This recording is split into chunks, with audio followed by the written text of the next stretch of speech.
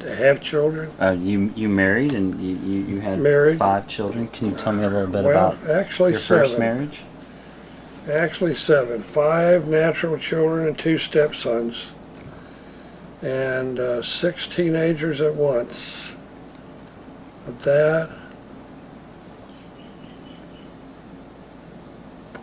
that was tough.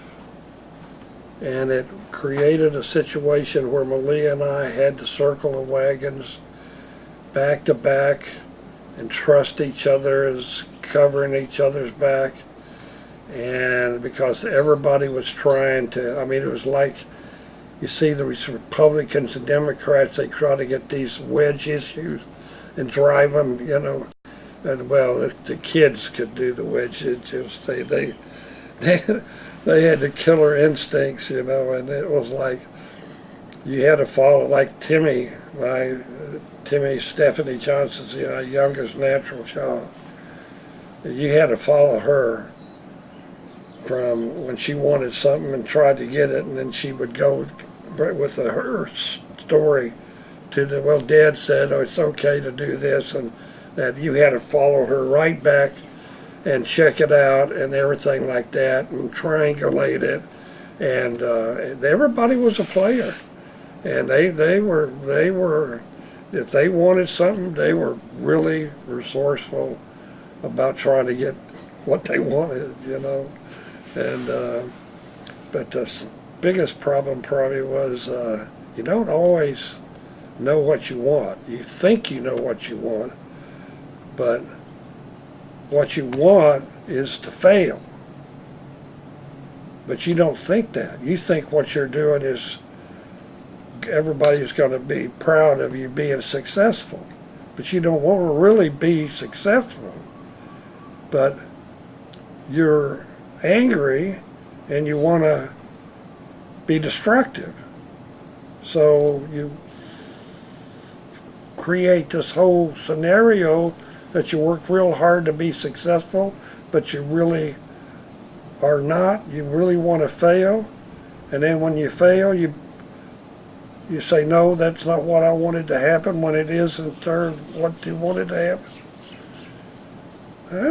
That's a hard, what do they call that knot? Gordian knot?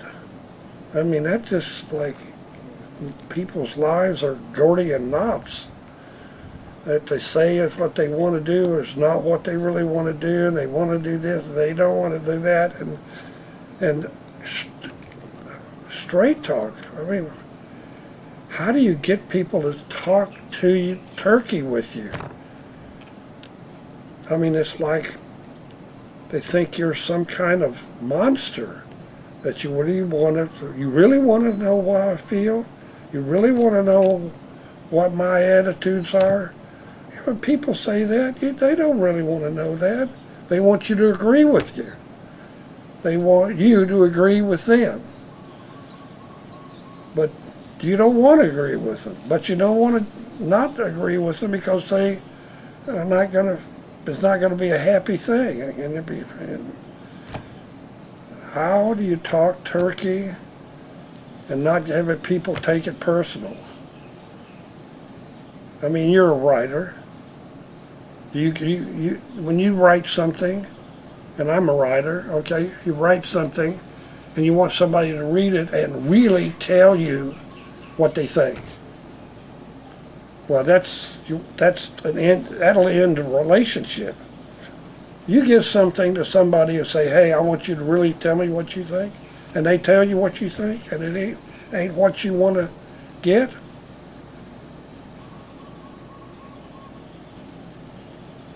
And you take it personal, then the friendship's over. I mean, there's time after time I've offered to read something, and Malia's the same way. It's right down in there. God, why are you doing it? I'm not doing this. You said, give me your opinion. This is my opinion. It's not what you want. You're the editor. You're the writer. Just disregard it. Go on. But don't take it personal. And if you can I'm finding that if you can work with people and give them straight talk feedback in a positive environment that helps them move on and do better, that's the most racist thing.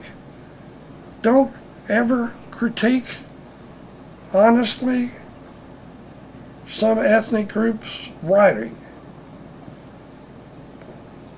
If you're, what's your audience?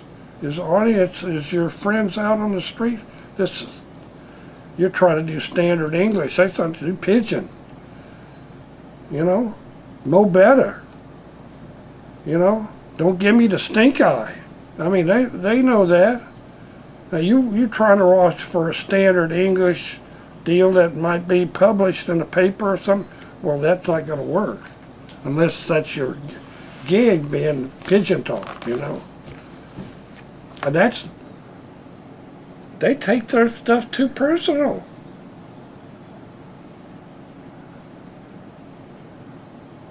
They got too much invested in the family that they can't really just say to their mother or father, "You're so full of shit. Get a life." And they have every reason to do it. They want the parents to love them. Well, I can love you and still talk turkey, but I'll probably be dead before you get it. I mean, can separate it out. He's talking turkey, that's okay. He loves me, that's okay. And sometimes it goes together, and sometimes, but hey, I've been accused of going through a divorce, abandoning the children, marrying a woman that goes off to Hawaii, make a life for ourselves, successful. How many of our children can relate positively to that? 7 children. How many can make positively? Hey, I'm proud of you. You went off. You made a life. You made a life for yourself. We're not going to make 50%. And that's sad.